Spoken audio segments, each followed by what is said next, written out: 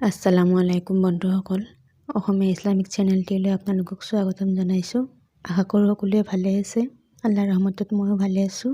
বলক তেন্তে ভিডিঅ'টো আৰম্ভ কৰোঁ। আজিৰ আমাৰ টপিকটো হৈছে খাদ্যত মাখি পৰিলে আপোনালোকেও পেলাই দিয়ে নেকি সেই খাদ্য? জানিলে আপোনালোকেও হ'ব আচৰিত।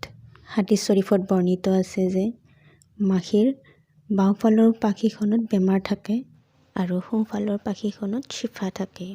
আপোনালোকে যদি কিবা খাদ্য খাই থকা অৱস্থাত যেনেকৈ ধৰি লোৱা পানী হওক, গাখীৰ হওক, চাহ হওক বা দালি এনেকুৱা ধৰণৰ খাদ্যত বিশেষকৈ মাখি বেছি পৰা দেখা যায়। শুকান খাদ্যত ইমানকৈ নপৰে, পৰিলেও উৰি যায়।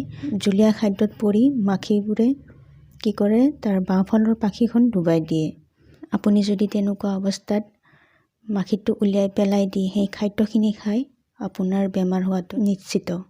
আৰু আপুনি যদি গোটেই মাখিটো ডুবাই দি মাখিটো পেলাই দি সেই খাদ্যখিনি গ্ৰহণ কৰে, তেতিয়াহ'লে সেই খাদ্যত বৰকত হ'ব ইনশাআল্লাহ, আৰু আপোনাৰ বেমাৰ নহয়, আপুনি চিফাহে পাব।